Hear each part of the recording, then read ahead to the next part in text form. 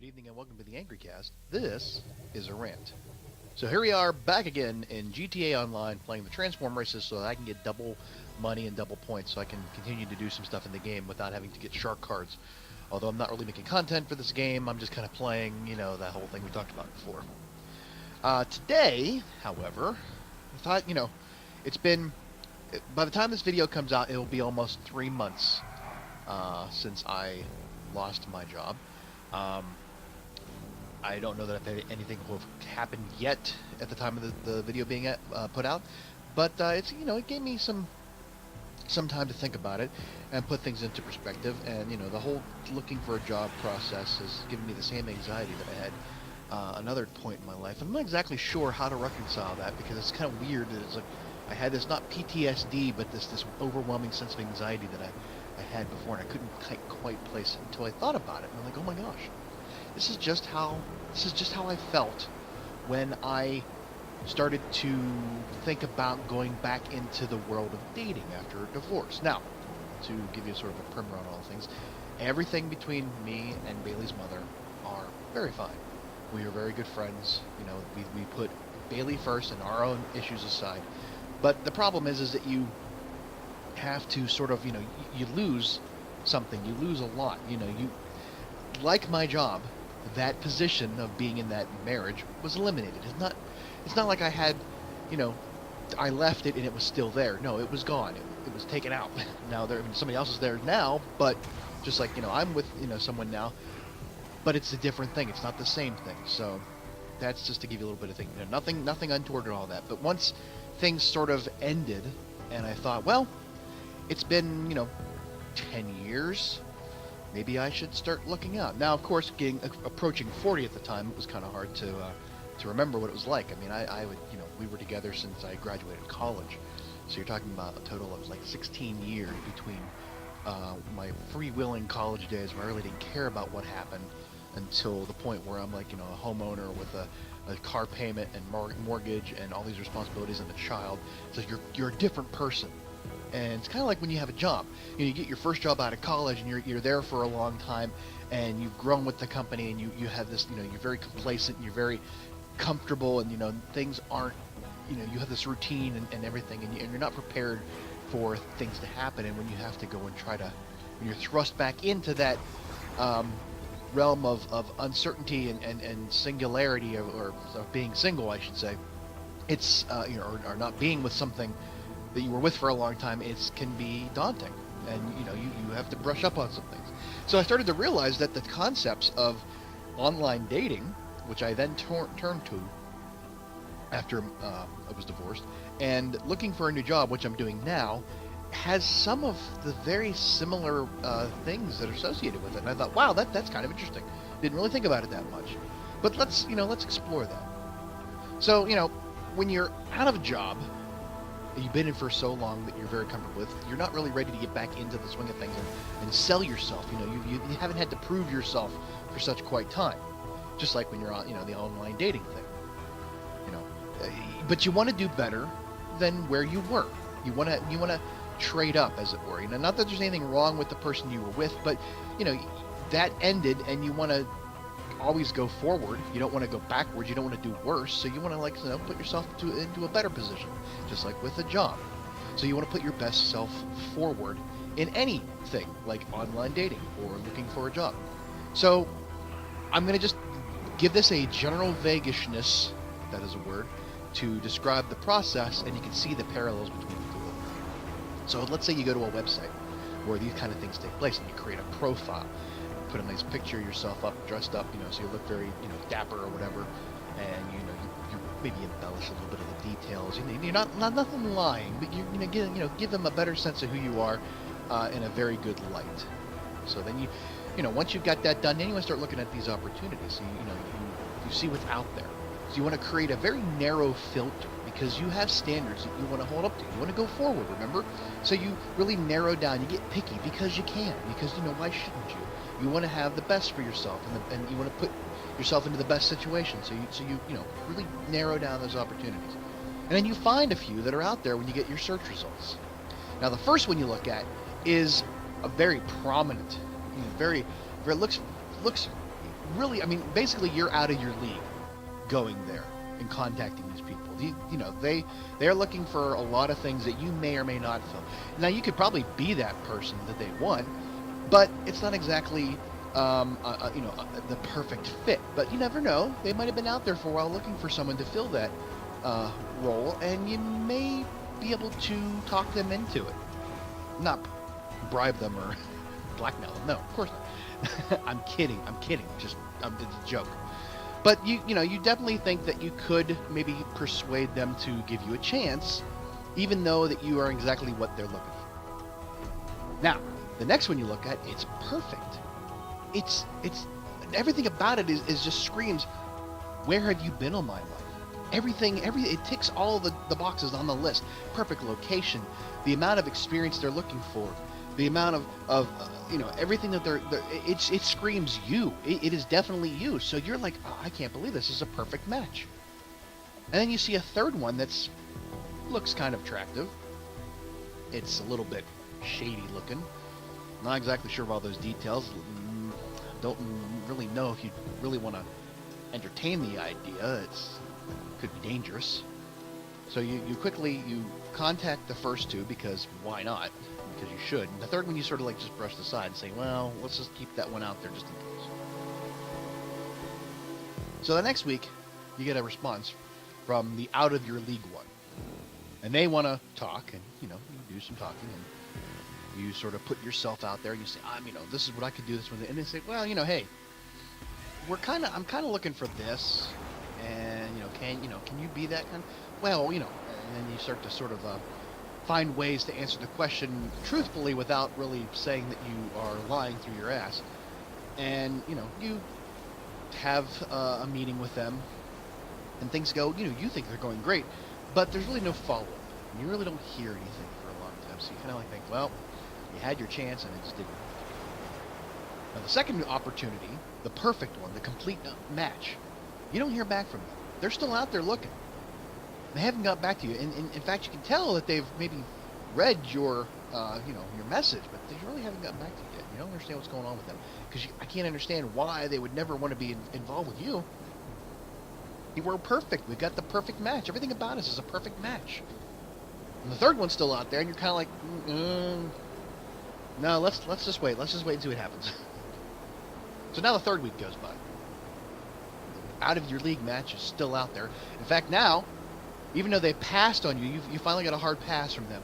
They've now sort of loosened up their requirements for what they're looking for. And now it's like, hey, whoa, wait a second. You weren't interested in me, but now you're starting to, like, take yourself down to my level. What the heck? The perfect opportunity is nowhere to be found. They're gone. Never once talked to you, contacted you, but they're gone. They obviously found somebody, and you just cannot believe. You're just like heartbroken that they never even gave you an opportunity to plead your case and see how if you could be a match. They never took the time to figure it out. They just shuffled off. Boom. And the third one, you're like, it's been 3 weeks and haven't got any real good responses yet. I might just want to go out there because I know I would be, they'd be out kicking their coverage with me. But then you realize, you see some feedback from other people. Yeah, don't go there. Not only is it shady, it's a bit dangerous. It's, in fact, it's not even real. It's fake. They want you to go. They want you to go buy into something on some other site. Okay. Well, you knew it was too good to be true, even though it really looked kind of not really great. So now you realize that you're 3 weeks out. Nothing has happened. You put yourself out there a few times, and you're not getting any results. So you say, well, maybe I'm being too picky.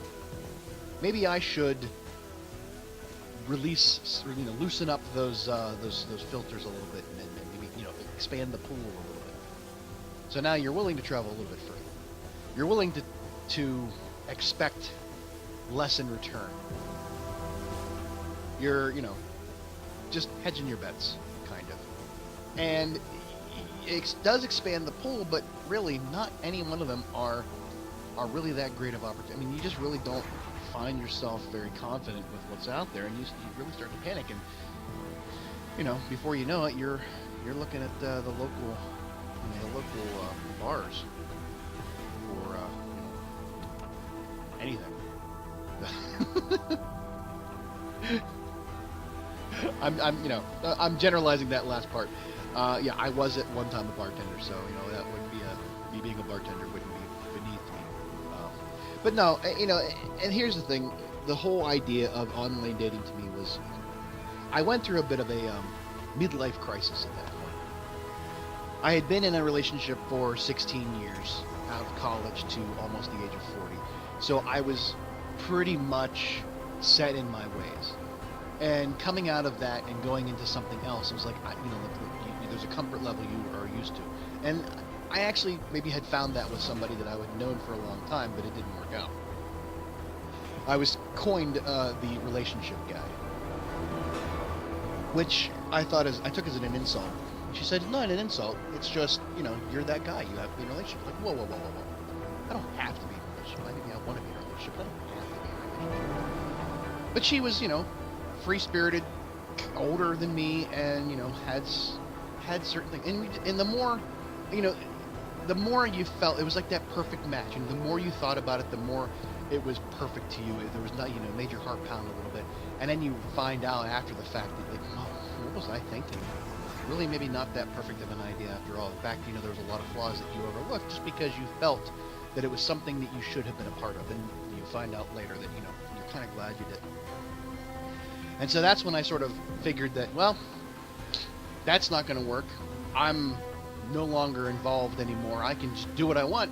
So I went out with my friends, and we went out and then drank a little bit and, had some fun. And I became what I called the magnificent bastard and just really didn't give a shit about anything. I wasn't like crazy, like just doing whatever. I mean, my attitude towards things were a little bit more lax, and I just said, hey, I don't care. It'll be fine. And I did go out on a few dates with people. None of them had a second date. None of them were what I considered to be really a great match. We got along, but it just wasn't, it wasn't anything that I felt myself. And maybe that's the problem. Maybe it being at the age of 40, looking at someone and thinking, do I want to spend time with them or do I want to spend my life with them? You're at a different point in your life. So I kind of gave it all up. I said, you know what? This isn't working. This is pointless. I keep going over the same stuff. It's all BS. None of it's real. These people are just, really, we're all desperate to find something, anything, because we were wronged or hurt, and we should just not even go there. So I sort of closed up shop in 2014 and said, you know what? I've neglected my role as a father and as a responsible parent for long enough. I've sort of just, waylaid into this area that I don't want to be in the rest of my life. So let's focus on me. Let's get me better. Let's, and just like a job, you start to focus on, say, hey, look, I'm obviously not prepared to be out there in the real world. Maybe I need to work on myself. Maybe I need to get some coaching tips on looking for a job or how to interview, because it's been a while since you've been in those types of situations. Like, been a while since you've been on a first date, so maybe you don't know what the protocol is anymore. I mean, my goodness, when I first started dating, in college or right out of college, we didn't have the OkCupids and the Match.coms and eHarmonies and all those places, Plenty of Fish, all those sites. None of them were existent. We didn't even have Tinder. I mean, come on. Those types of things were a foreign concept, and the closest we had were the remember the video. If you don't remember, there was video dating sites or video dating stores. You would go and you would record a VHS of yourself, and then you would get matched up, and you would get a bunch of tapes to go home and watch. This really horribly. Where have we come? Where have we come in as a society? But I decided that none of that was worth giving up another day of not being a parent and being a good parent. So I started to work on myself, to be myself, be alone, find my center. And of course that lasted all of 2 weeks, and then I met Megan. And it was just kind of like a foregone conclusion. And I'd resisted early on the idea that, look, she's younger than me. I just got out of a marriage. She's, she was getting out of a relationship at the time. But we just gravitated towards each other, and I do not regret any of it, because she's been the blessing that I never had in my life for, the support that I needed, and the support of Bailey and everything else. She's been so wonderful that, I can't ever repay her for all that she's given to me. Like I said, I've had some really great women in my life, parents, friends, significant others, and she is, she's in that pantheon there. Even my daughter, she's a wonderful woman. Call them, they call themselves the angsty women, her and Megan. That's a whole other side story that I want to get into. Anyways, my entire point of this entire rant is that you don't have to worry about things. They'll take care of themselves, but don't let your hands off the wheel and put it into cruise control. But don't try to force the issue. Try to find yourself in the best place that you can be as you before you take those next steps. Don't go rushing into anything because you feel that you have to have it. Now, I mean, I've had a severance from my old job that I'm still working on, thankfully, and I am eligible for unemployment benefits, which I have been taking. We are now right in the middle of open enrollment till December 15th, which if you haven't done it yet and you need to, get in there and get insurance because, it's life-saving. You don't believe the hype. It's worth it. But, take care of things. Take care of yourself. Get yourself together. Get yourself into the place so that you can jump into anything and be the best version of you. You might have found yourself going into a different direction. Like there were times where over the last 2 months where I've sat and watched American Pickers and Forged in Fire, and we've gone to art things, and I thought maybe I'm destined for something different. Maybe I'm not supposed to be a cubicle jockey. Maybe I'm supposed to be, a creative person that sells stuff on Etsy. Who knows? I mean, those are the kind of things that you don't ever think about until it's time to, and you don't ever think about it when you have a job because, you're secure in that. And it's just like you don't think about, going out and skydiving or going wine tasting and all that when you're in a relationship that's sort of sedentary and complacent, because you think you don't need any of that. That's just like, that's just, I got to go outside the house to do these things.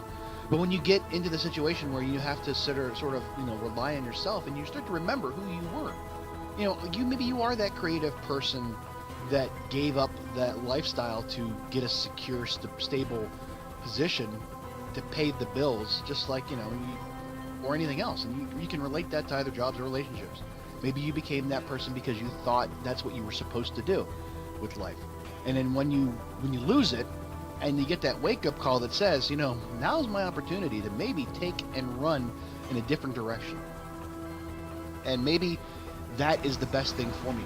It may not be, the same amount of stability that I was used to, but maybe it's what I need to be who I am. And if you find a company or a person that believes in you the way you believe in those things, then it's a great match. It's a great idea. And I am at that point in my life, where I'm sort of struggling with that idea of saying, I have a house, I have a kid, I have a car, I have responsibilities, I need something to pay the bills, and I've been doing this creative stuff on the side. And the creative stuff could probably be so much better if I could devote more time to it, but I don't because I've got the other thing. And now I've had the time to create, be the creative side, and I'm still not feeling what I felt when I didn't have the time to do it, mainly because I'm worried that I'm wasting this opportunity that to get better at things in order to get a better job. So it's like there's that internal struggle of the 40-something-year-old, to reconcile these feelings of your heart and your head on what's the best thing for you to do. So maybe it's not time for me to do that, but I don't want to wait till I'm retired and go do those things, because I've seen how people who've worked themselves to death over the last 50 years only to not retire because they wanted to, but because they had to, because now they're confined to being there just for the sake of being there. And it's not great. You don't get that opportunity to enjoy those golden years. Now is the prime time for me to do that, and I need to get myself into a place where I can be that person. And I'm almost there. The physical part has dropped off significantly because of my shoulder surgery. And because, I'm at the point where I'm not trying to impress anybody. Even though you should. You know what? That's the thing. Regardless of whether or not you are in a stable relationship or a stable job, don't stop being the best you in any position. Don't stop trying to make yourself better. Don't rest on your laurels. Don't think just because I'm in a secure relationship or I'm in a secure position with this company because they know I'm worth it, and they're not looking for me to be this fantastic person. They're just looking for me to be me. That's when you dazzle them. That's when you get out the guns and you say, I'm gonna show you something. So you go out, you do something for yourself, and you make yourself better. For you, do it for you first, but then also them, and they'll appreciate it, and they'll be more endeared to you than they were before. You don't have to kill a giant or slay a dragon to show somebody that that you're worth it. You're obviously there for some reason. It's just all you need to do is just remind them every once in a while that they made the right decision, and that's that's the greatest thing about being in the position I'm in right now. Well, not with a job, but with a person, is because I know that I want to do those things. I want to make those things, and I want to get better, and I want to be that all-star that she saw 3 years ago and continues to see. And I should give myself more credit sometimes. Yeah.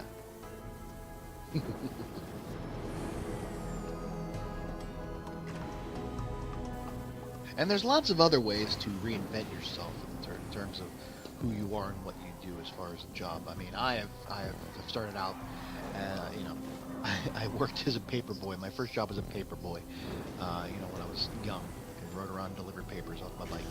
And then in college, I worked backstage in a scene shop, a theater. That was my, that was a work study, so it was sort of college-based, but I enjoyed doing it. And then after, during the summers, I worked at amusement parks because I was, had fun and needed a summer job. So none of those were really like, that's your life's work kind of thing. When I graduated from college, I thought, I'm going to be a bartender. I'm going to be a bartender, and then I'm going to move out west and be a movie star and all that other stuff, and that never happened. And instead, I spent a summer working at a go-kart track. Also worked putting in speakers and the cases around big screen TVs, and back then the big floor models, the rear projection floor models, that you'd never see anymore because of LCD panels, at the Sony plant before it shut down. And then after that, I was a bartender and a banquet captain, and did all that in there. And then I switched gears completely into customer service for a medical device company, of which I also became a client because of OSA, sleep apnea. But I shifted gears again because that was just basically customer service. And I mean, I've had a very strong computer background all my life, but never really any formal training. And then I shifted after 10 years and went into a highly formalized IT background job where I was, really doing something, and became a systems analyst. And I did that for 6 years. And, now here I am in. But during that time, I also found that creative side and became the graphic designer for print on demand and funny, quippy kind of stuff on t-shirts. And here I am doing YouTube videos and all that kind of stuff. But those were more experiments and entrepreneurial adventures. Excuse me. I drank my coffee this morning, and I found that it was fun. It was fun to create, because I used to edit videos when I was in high school, and I ran around the school with a video camera for most of the day, just filming people and then putting together little commercials for stuff for events, and tested the boundaries of editing and doing more with less kind of thing.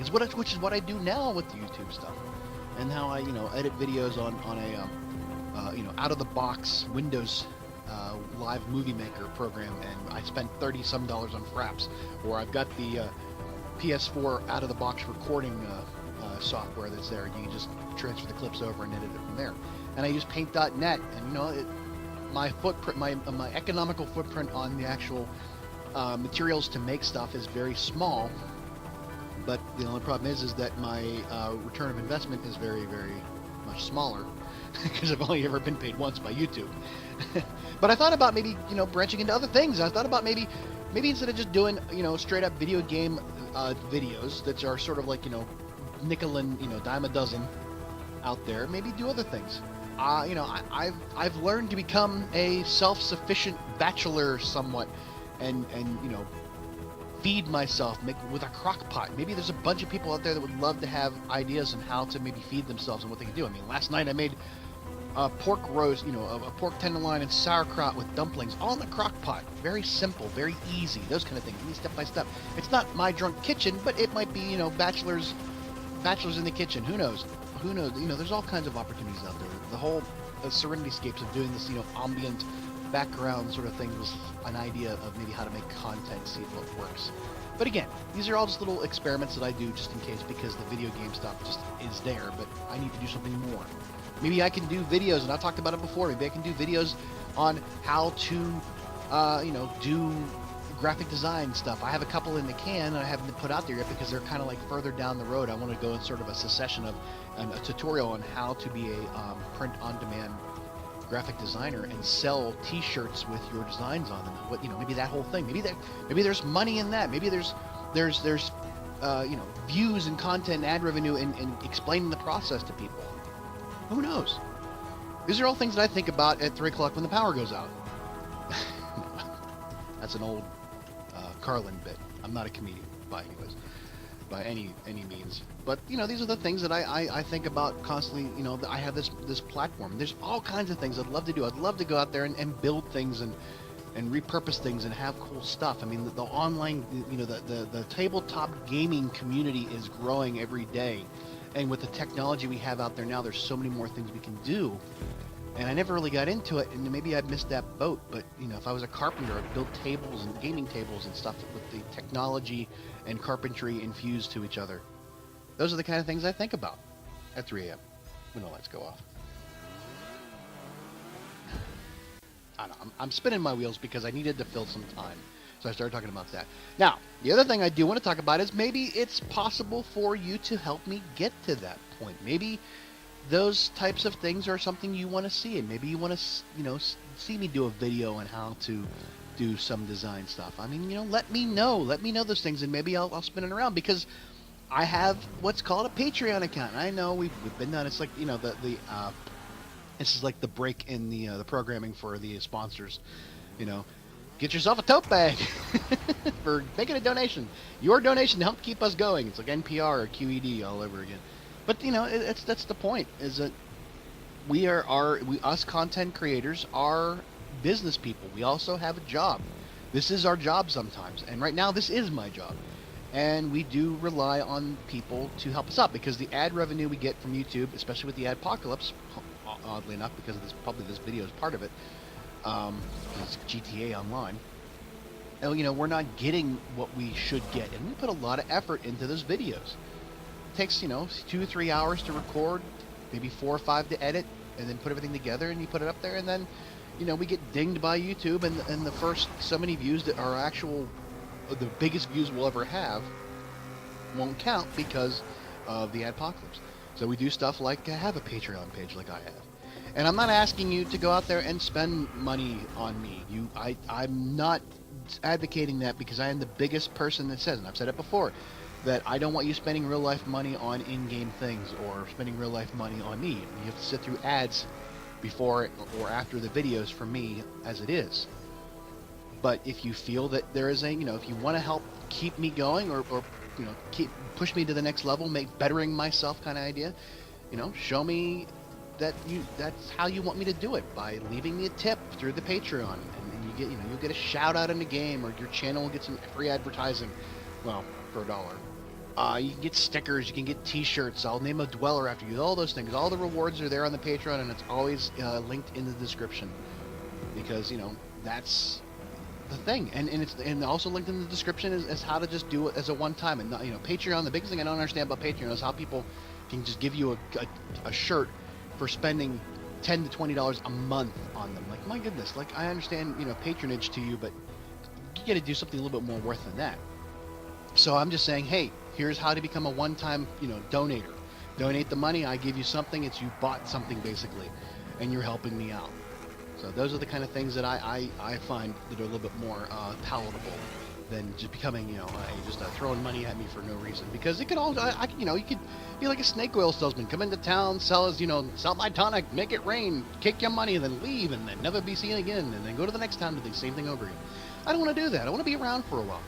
I remember when I was, starting out on YouTube and Minecraft on YouTube, and I was doing videos for a channel for a server, and they made me like a creative, a builder. And I gave them $10 to help them, run their server, and then they folded up shop, and I'm like, well, shit. Now, I mean, granted, I could have followed them to the next one, but they wanted a little bit more out of me than I was willing to give. I'm like, look, I gave you $10, just like make me build or let me go play, I'm basically buying space on your server. But those are the types of things that, happen, and I don't want to see anybody just throw their money away. I want them to get something for their, the value of their tip, so that's what I'm saying. Go and get something, get a sticker, get a, for your Trapper Keeper, for your laptop, a cool sticker that says, welcome to the AngryCast, or get a shirt you can wear and nobody will know what you're talking about. You'll be so cool because you'll be there, you'll be hip, you'll be a supporter before it was cool, that kind of idea. I'm not taking over the internet by any means, I know this. But those are the kind of things that I think about and want to help, and I offer this as a service on how to help you become a better YouTuber, become a better content creator, because you can learn by my examples. I am always going to be the example of what not to do. You can figure out how not to do what I've done, maybe you'll even be better than I am. So, but that's basically all I got today for this rant. I want to thank you. Please, if you haven't, subscribe to the channel. I'm looking for 500 subscribers by the end of the year. Comment on the video, like it, thumbs it up, whatever you want to do. And hey, you out there, get yourself into being better. Have a good night. Bye-bye.